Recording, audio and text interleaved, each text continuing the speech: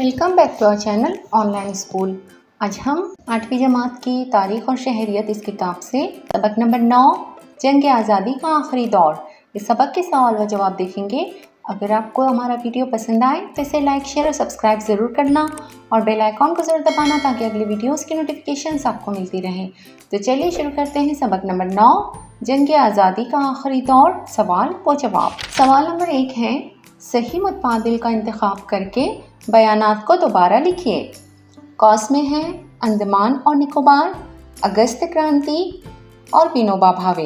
इसका पहला है, इनफरादी सत्याग्रह के पहले सत्याग्रही खलीजे के थे।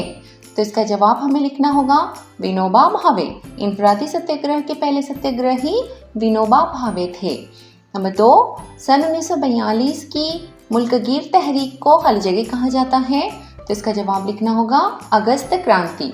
सन 1942 की मुल्कगीर तहरीक को अगस्त क्रांति कहा जाता है। नंबर 3, नवंबर सन 1943 में जापान ने खाली जगह जज़ायर फतह करके आज़ाद हिंद फौज के सुपुर्द कर दिया। इसका जवाब लिखना होगा अंडमान और निकोबार।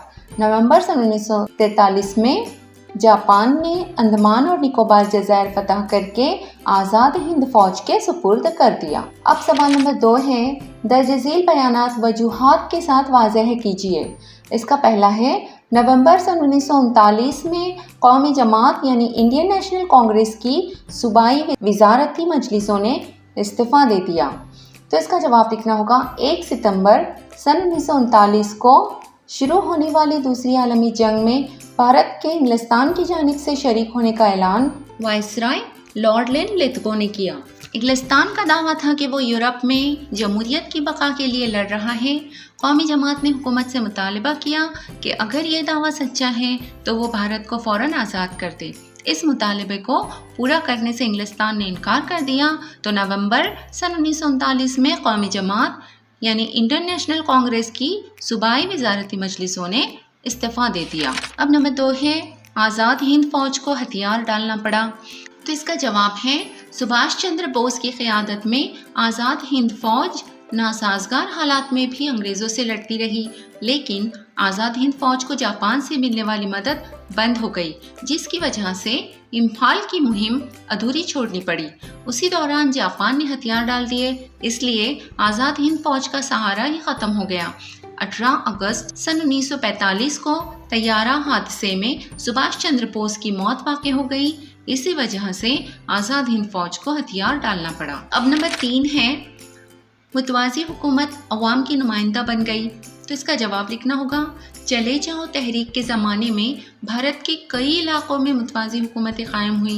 इन हुकूमतों ने कानून और बेहतर नज़्म नस्क बरकरार रखने और मुजरिमों को सज़ा देने के काम बड़ी मुस्तैदी के साथ किए।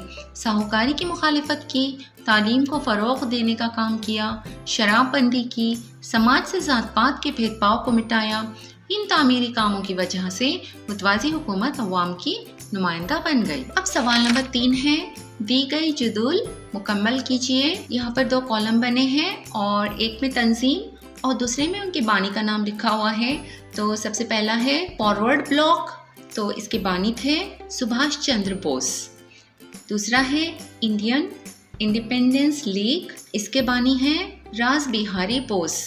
और तीसरा है तूफान सेना, तो इसके बानी हैं जीटी उर्फ बापू लॉर्ड। सवाल नंबर 4 है, मुख्तसर जवाब लिखिए। नंबर 1, शिरीष कुमार की कारकर्दगी आपके लिए किस तरह मुहर्रिक है? तो इसका जवाब लिखना होगा शिरीष कुमार और उसके साथियों ने तिरंगा परचम लेकर जुलूस निकाला, वंदे मातरम के नारे लगाए और फायरिंग में शिरीष कुमार शहीद हो गए। इनका ये काम हमारे लिए बाअस तहरीक है। हमें इनके काम से तरगीब मिलती है कि मुल्क के लिए, अपने समाज के लिए हमें कुछ न कुछ करना चाहिए। आज हुसूल आज़ादी हमारा मकसद नहीं रहा, लेकिन कुर्बानी व इसार, ताउन, अपने कामों और जिम्मेदारियों से उनसियत और अज़्म व इरादे से मुताल्लिक़ तहरीक मिलती है। इसी तरह नाइंसाफ़ी और जुल्म सितम की भेंट न चढ़ते हुए इनके खिलाफ लड़ने की तरगीब हमें शिरीष कुमार के कामों से मिलती है। अब इसी का 2 है, बरतानिया के वज़ीर आज़म विंस्टन चर्चिल ने स्टीनफोर्ड क्रिप्स को भारत क्यों रवाना किया? इसका जवाब लिखना है दूसरी आलमी जंग में बरतानिया ने जापान के खिलाफ लड़ने वाले अमेरिका का साथ दिया। भारत पर बरतानिया की हुकूमत होने की वजह से भारत पर जापान के हमले का इम्कान था। बरतानिया को ये महसूस होने लगा कि अगर जापान ने भारत पर हमला कर दिया तो जवाबी कार्रवाई के लिए भारतीयों का ताउन ज़रूरी है। इसलिए बरतानिया के वज़ीर आज़म विंस्टन चर्चिल ने स्टैनफोर्ड क्रिप्स को एक मंसूबा देकर भारत रवाना किया। अब नंबर 3 है, कौमी जमात के अहम रहनुमाओं की गिरफ्तारी की खबर मुल्क भर में फैलने के क्या असरात हुए। तो इसका जवाब लिखना है। 8 अगस्त सन 1942 को कौमी जमात ने भारत छोड़ो की करारदाद को मंजूर किया। उसी रात कौमी जमात के अहम रहनुमा गिरफ्तार कर लिए गए। ये खबर पूरे मुल्क में फैलने के बाद हर तरफ शदीद रद्द-ए-अमल दिखाई दिया। मुश्तइल अवाम ने जगह जगह जुलूस निकाले। पुलिस की गोलाबारी और लाठी के हमलों से भी अवाम नहीं डरी। मुजाहिरीन ने जेलों, पुलिस थानों, रेलवे स्टेशनों पर हमले किए और सरकारी कचहरियों पर कब्जा जमाने की कोशिश की। स्कूली बच्चों ने भी जुलूस निकालकर वंदे मातरम के नारे लगाए। तो उम्मीद है इस सबक के तमाम सवालात के जवाब आप लोगों की समझ में आ गए होंगे। अगली वीडियो में फिर मिलते हैं। अल्लाह हाफिज़।